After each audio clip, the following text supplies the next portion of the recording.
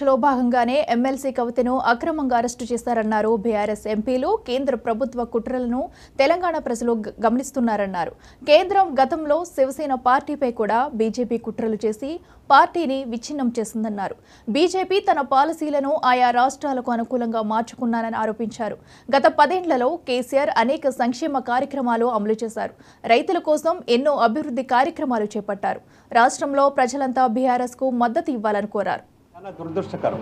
మనం గనక చూసినట్టయితే భారతదేశ చరిత్రలో స్వతంత్రం వచ్చిన తర్వాత ఎప్పుడూ లేని విధంగా రాజకీయ కక్ష సాధింపులకి పెద్ద ఎత్తున పూనుకున్నారు.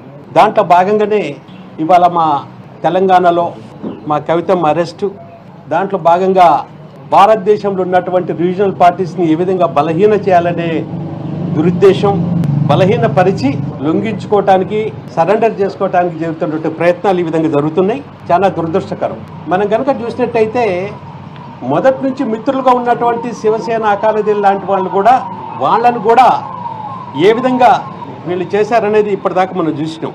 మంది అతిపెద్ద ప్రజాస్వామ్య దేశం, ఎన్నో భిన్నత్వంలో ఏకత్వంగా ఎన్నో భాషలు, కులాలు, మతాలు ఉండి ఒక మహిళ పైన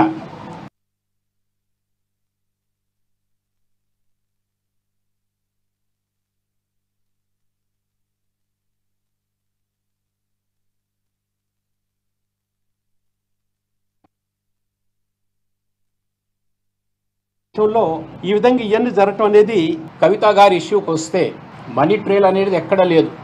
ఆమెకు డబ్బు ముట్టినట్టు, లేకుంటే ఆమె ఖాతాలో పడ్డట్టు, లేకుంటే ఆమె డబ్బు తీసుకొని వేరే వాళ్ళకి ఇచ్చినట్టు ఎక్కడ కూడా దాఖలాలు లేవు. మాకు సంపూర్ణమైన విశ్వాసం ఉంది. న్యాయ వ్యవస్థల పైన తప్పనిసరిగా జస్టిస్ విల్ ప్రివేల్, న్యాయం జరుగుతుంది. ఈ పోరాటం అనేది ఏదైతే జరుపుతున్నారో తప్పనిసరిగా ధైర్యంగా బీఆర్ఎస్ పార్టీ దీన్ని ఎదుర్కొంటుంది. ఎందుకంటే ఇప్పుడే చెప్పినట్టు ఇది మాకు కొత్త ఏం కాదు. కేసీఆర్ గారు ఈ దేశానికి మతానికి, కులానికి అతీతంగా ఒక డిఫరెంట్ నరేటివ్ ఇచ్చాడు. అభివృద్ధి దిశలో తీసుకెళ్ళాలి అని. ఇది కొన్ని రాజకీయ పార్టీలకు నచ్చకపోవచ్చు, కానీ దేశ ప్రజల అభివృద్ధి దృష్టిలో పెట్టుకొని ఈ తెలంగాణలో జరిగిన కార్యక్రమాలన్నీ కూడా ఈ విధంగా తీసుకెళ్తున్న సమయంలో ఈ విధమైన కక్ష సాధింపు అనేది చాలా స్పష్టంగా కనిపిస్తుంది. ముఖ్యంగా ఒక రోజు ముందుగా తీసుకొచ్చి అరెస్ట్ చేసిన కవితమ్మ అరెస్టు అక్రమం, అన్యాయం. దాదాపు 2 సంవత్సరాల నుంచి టీవీ సీరియల్లా సాగదీసుకుంటూ వచ్చి కరెక్ట్గా వాళ్ళకి కావాల్సిన పార్లమెంట్ ఎలక్షన్ల ముందు బీఆర్ఎస్ పార్టీని బదనాం చేయడమే లక్ష్యంగా పెట్టుకొని తద్వారా లబ్ధి పొందాలనుకున్న బీజేపీ కుట్రలకు తెలంగాణ ప్రజలు తిప్పికొడతారు. జరిగే ఎలక్షన్లో బ్రహ్మాండమైన మేయాటితో కేసీఆర్ గారిని ఆదరిస్తారు. అల్లవిగాని హామీలతో అధికారంలోకి వచ్చినటువంటి కాంగ్రెస్ పార్టీ కూడా ప్రజలు చూస్తున్నారు. అనేక స్కీములు, రైతు బంధు లాంటి పెద్ద పెద్ద స్కీములు, అన్ని సంక్షేమ పథకాలు కూడా, స్కీములన్నీ కూడా ప్రజలు చూస్తున్నారు. కరెంటు కానీ, నీళ్లు కానీ ఇబ్బందులు తెలంగాణ రాష్ట్రంలో వస్తున్నప్పటికీ ప్రజలు గమనిస్తున్నారు.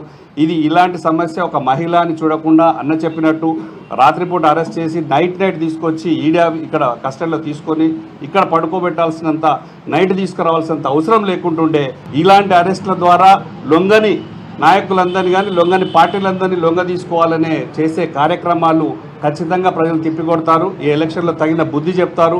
ఒక రోజు ముందుగా తీసుకొచ్చి అరెస్ట్ చేసిన కవితమ్మ అరెస్టు అక్రమం, అన్యాయం.